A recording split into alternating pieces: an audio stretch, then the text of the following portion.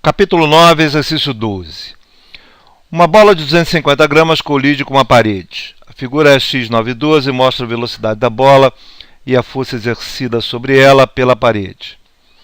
Quanto vale Vfx, a velocidade de ricocheteio da bola?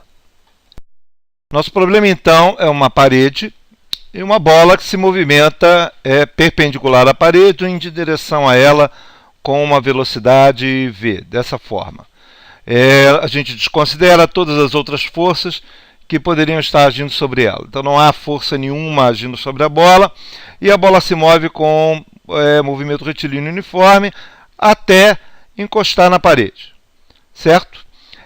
Nesse movimento a gente considera o eixo positivo do movimento, o eixo x, ele está se movimentando na direção x, no sentido contrário ao eixo, o eixo positivo para a direita. Por quê?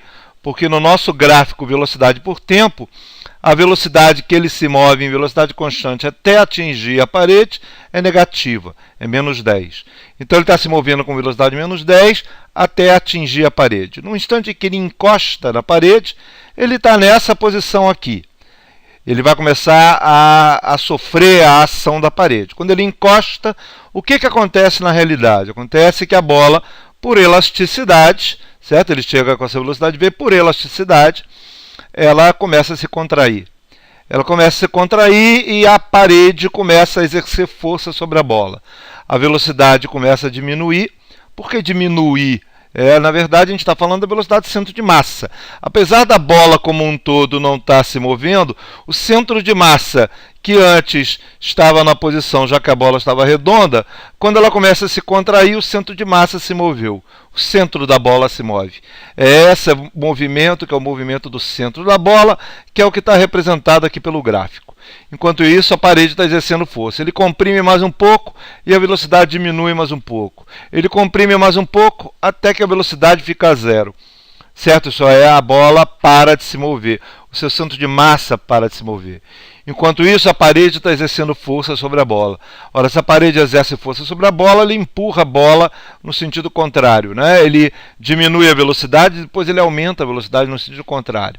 A bola então começa a se expandir, certo? Novamente, movendo o seu centro de massa, até que ele atinge essa velocidade, que é a velocidade final do movimento. Então a parede para de exercer força sobre ela. Para de exercer força e a bola sai com movimento de velocidade constante no sentido positivo do eixo x, que seria a velocidade Vfx que ele está colocado aqui. Enquanto a bola está encostada na parede, a força que a parede exerce sobre a bola é de 500 newtons. É claro que, na realidade, a força que a parede exerce sobre a bola não tem esse perfil de velocidade de força constante. Na verdade, o perfil de força sobre a bola é algo mais parecido com isto aqui. Ó. Ele atinge uma força máxima, a força aumenta enquanto ela está contraindo, atinge a força máxima na contração máxima e depois ela diminui a força até a bola se soltar da parede com a velocidade Vfx. Quando isso acontece, a bola passa a se mover com velocidade constante novamente, que é a velocidade que a gente quer achar. Bem, no nosso problema, o que a gente quer é o período enquanto a bola está se contraindo. Isso é, nesse período, a força que age sobre ela é igual à massa vezes a aceleração, certo? A força total é uma grandeza vetorial, é a massa vezes a aceleração, ou a taxa de variação da quantidade de movimento. A força que ela vai fazer é variar a quantidade de movimento. Isso é, a massa vezes a variação da velocidade, que é a variação da quantidade de movimento, é igual a força vezes dt. Basicamente, o que a gente fez é passar o dt para lá. Mas só há movimento na direção x. Como só há movimento na direção x, certo? Como está colocado aqui no problema, já que a velocidade é Vx e a força é F, a única componente que sobra nesse processo é na direção x. Isso é, a variação da quantidade de movimento na direção x, certo? Que é onde vai variar, nas outras direções ele é zero. É igual a massa vezes a variação da velocidade na direção x.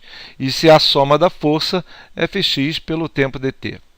Bom, mas esse aqui é o impulso que a parede exerce sobre a bola, que varia a quantidade de movimento.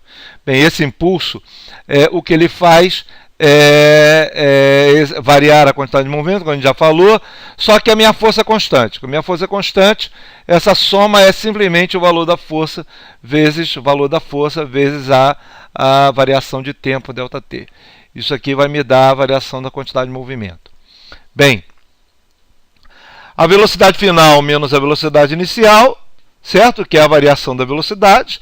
Eu passo a massa para o outro lado, é igual a força vezes a variação do tempo sobre a massa. Eu conheço a velocidade inicial, é menos 10 metros por segundo. Eu conheço a massa do corpo, é 250 gramas. Eu conheço a força que exerce, que é 500 newtons. E o tempo pelo qual a força está exercendo, que é 8 milissegundos. Bem, com isso, a velocidade final menos a velocidade inicial, que é menos 10 metros por segundo, certo? É igual a 500 vezes 8 vezes 10 é menos 3, que é 8 milissegundos, dividido pela massa, que é 250 gramas, isso é 0,25 quilogramas. Dessa forma, a variação da velocidade é de 16 metros por segundo, que é essa conta aqui. Bom, se a variação da velocidade é 16 metros por segundo, então a velocidade final é 16 metros por segundo. Agora, era a velocidade mais 10, passa para o outro lado menos 10. Isso é, a velocidade final é de 6 metros por segundo na direção x. Isso é, ele estava vindo com menos 10, variou 16 metros por segundo, certo? Que é menos 10 mais 16, ele sai com a velocidade na direção positiva de x de 6 metros por segundo. É isso.